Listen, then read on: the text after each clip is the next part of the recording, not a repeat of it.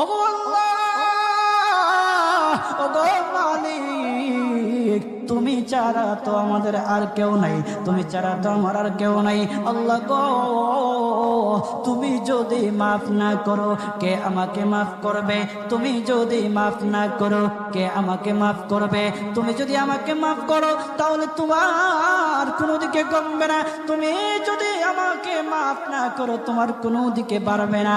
আল্লাহ গো, তুমি আমাকে মাফ করে দাও। সারাটা জীবন অন্যায় কাজ করেছি, সারাটা জীবন নাফরমানি করেছি, আমার কাছে কালেমার দাওয়াত কম আসে নাই, আমার কাছে কালেমার দাওয়াত কম আসে নাই, আমাকে লোকেরা কম বোঝায় নাই। ওগো আল্লাহ, তুমি আমাকে মাফ করে দাও। মাফ না করলে কোথায় যাব, কার কাছে যাব? বাবা যখন মারে তখন মার কাছে আশ্রয় নেওয়া যায়, মা যখন প্রহার করে তখন বাবার কাছে আশ্রয় নেওয়া যায়, বাবা মা যখন প্রহার করে তখন দুনিয়ার কারো না কারো কাছে আশ্রয় নেওয়া যায়। ওগো আল্লাহ, ওগো মালিক, তুমি যদি আমাকে মারো, তুমি যদি আমাকে আযাব দাও, ওগো আল্লাহ, কার কাছে যাব, কার কাছে গিয়া মাফ চাইবো? ওগো আল্লাহ, মেহেরবানি করে মাফ করে দাও। এইরকম কান্না করতেছে, কান্না করতেছে, চোখের পানি তার এমন ভাবে পড়তেছে, দাড়ি ভিজতেছে, দাড়ি ভিজে জমিনের মধ্যে চোখের পানি পড়তেছে, কান্না করতেছে। বান্দাটা কান্না করতে করতে করতে করতে আমার আল্লাহর কাছে এমন গ্রহণযোগ্যতা অর্জন করেছে, মহান আল্লাহ রাব্বুল আলামিন তার ডাকে সাড়া দিয়া তার জিন্দেগির সব গুনাহ মাফ করে দিয়েছে। হযরত মূসা আলাইহিস সালাতু ওয়াস সালামের যুগের ঘটনা। একজন বড় পাপিষ্ঠ ছিল, জীবনে এমন কোন গুনাহ নাই যে গুনাহ সে করে নাই। তার গুনার প্রতি অতিষ্ঠ হইয়া, মানুষ তার গুনার প্রতি অতিষ্ঠ হইয়া গ্রামের লোকেরা তাকে হাত পা বেঁধে জঙ্গলের মধ্যে ফেলে দিয়ে আসে। জঙ্গলের মধ্যে থাকতে থাকে, কিছুদিন থাকার পর মালাকুল মউত যখন তার সামনে এসে উপস্থিত, এর আগ মুহূর্তে সে বান্দা আল্লাহর কাছে ডেকে ডেকে বলতেছে, ওগো মালিক, তুমি ছাড়া তো আমাদের আর কেউ নাই, তুমি ছাড়া তো আমার আর কেউ নাই। আল্লাহ গো, তুমি যদি মাফ না করো কে আমাকে মাফ করবে? তুমি যদি মাফ না করো কে আমাকে মাফ করবে? তুমি যদি আমাকে মাফ করো তাহলে তোমার কোনো দিকে কমবে না, তুমি যদি আমাকে মাফ না করো তোমার কোনো দিকে বাড়বে না। আল্লাহ গো, তুমি আমাকে মাফ করে দাও। সারাটা জীবন অন্যায় কাজ করেছি, সারাটা জীবন নাফরমানি করেছি, আমার কাছে কালেমার দাওয়াত কম আসে নাই, আমার কাছে কালেমার দাওয়াত কম আসে নাই, আমাকে লোকেরা কম বোঝায় নাই। ওগো আল্লাহ, তুমি আমাকে মাফ করে দাও। মাফ না করলে কোথায় যাব, কার কাছে যাব? বাবা যখন মারে তখন মার কাছে আশ্রয় নেওয়া যায়, মা যখন প্রহার করে তখন বাবার কাছে আশ্রয় নেওয়া যায়, বাবা মা যখন প্রহার করে তখন দুনিয়ার কারো না কারো কাছে আশ্রয় নেওয়া যায়। ওগো আল্লাহ,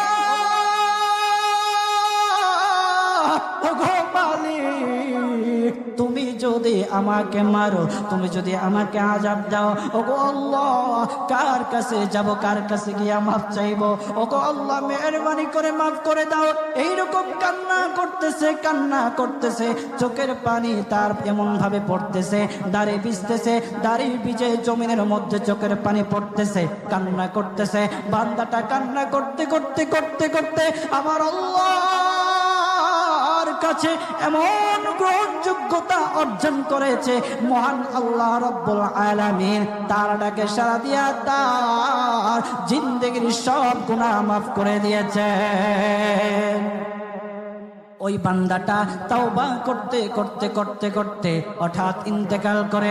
ইন্তেকাল হওয়ার পরে হযরত মূসা আলাইহিস সালাতু ওয়াস সালামকে মহান আল্লাহ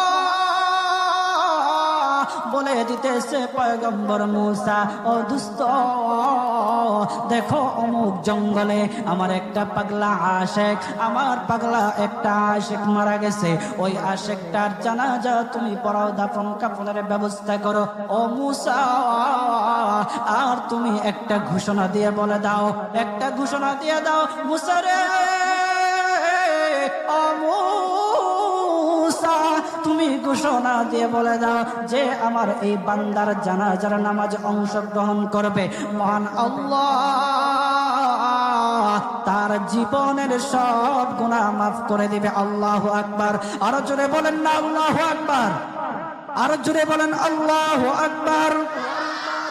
হাত উঠায়া বলেন আল্লাহু আকবার, আল্লাহু আকবার। মুসলমান বাবাজি, গভীর মনোযোগ। হযরত মূসা আলাইহিস সালাতু ওয়াস সালাম একটা পাহাড়ের উপরে উঠলেন। পাহাড়ের উপরে ওঠার পর তখন ডেকে ডেকে বলতেছে, ও উম্মতেরা রে, আমার উম্মতেরা শোনো, আল্লাহ রাব্বুল আলামিন একটা সুসংবাদ দিয়ে দিয়েছে। আমার আল্লাহ রাব্বুল আলামিনের একটা আশিক একটা ওই অমুক জঙ্গলের মধ্যে মারা গেছে, ওই পাগলা আশিকের জানাজার নামাজ অংশগ্রহণ করো। যদি জানাজার নামাজ পড়ো তখন আমার আল্লাহ তোমাদের জীবনের সব গুনাহগুলি মাফ করে দেবে। কেউ যদি নিজের গুনাহ ক্ষমা করাইতে চাও, কেউ যদি নিজের গুনাহগুলি ক্ষমা করাইতে চাও, তাহলে মহান আল্লাহ রাব্বুল আলামিনের ওই পাগলা আশিকের জানাজায় অংশগ্রহণ করো। তখন লোকেরা দলে দলে জানাজায় অংশগ্রহণ করার জন্য দলে দলে গেল, জানাজার নামাজ আদায় করলো। আদায় করার পর পয়গম্বর মূসা আলাইহিস সালাতু ওয়াস সালামকে বলতেছে, ওগো আল্লাহর পয়গম্বর, ও পয়গম্বর, যারা জানাজায় অংশগ্রহণ করার কারণে মহান আল্লাহ তার জীবনের সব গুনাহ মাফ করে দেবে, এমন মহা ব্যক্তি তো, এই মহান ব্যক্তিটাকে তো একটা নজরে দেখা দরকার, অবশ্যই দেখা দরকার, আমাদেরকে সেই ব্যক্তিটাকে দেখান। তখন মূসা আলাইহিস সালাতু ওয়াস সালাম বলতেছে, ঠিক আছে, তোমাদেরকে দেখানো হবে। তখন যখন দেখাতে গেলেন, দেখানোর সাথে সাথে লোকেরা বলল, পয়গম্বর আপনি কি বলেন, এই লোকটাকে তো আমরা ভালো করে চিনি, ওই লোকটা বড় পাপিষ্ঠ ছিল, বড় অন্যায়কারী ছিল, বড় জুলুমকারী ছিল। ওগো পয়গম্বর, সমাজে এমন কোন গুনাহ নাই যে সে করে নাই, সমাজে সব গুনাহ করেছে, সমস্ত গুনাহের সাথে সে জড়িত ছিল, সে জড়িত ছিল। তার গুনাহের কারণে আমরা অতিষ্ঠ হইয়া তার হাত পা বেঁধে আমরা তাকে জঙ্গলের মধ্যে ফেলে দিয়ে আসি। এই পাপিষ্ঠ বান্দা আল্লাহ তাআলার বড় আশিক হতে পারে কিভাবে, আল্লাহ তাআলার পেয়ারা হতে পারে কিভাবে? পয়গম্বর মূসা আলাইহিস সালাতু ওয়াস সালাম আল্লাহর কাছে ডেকে ডেকে বললে, আল্লাহ, লোকেরা কি বলতেছে আর তুমি কি বলো? ওগো আল্লাহ, এর সমাধান কি, এর সমাধান কি? সমাধানটা তো তুমি দিয়ে দাও। আল্লাহ রাব্বুল আলামিন পয়গম্বর মূসা আলাইহিস সালাতু ওয়াস সালামকে সমাধান দিয়েছে।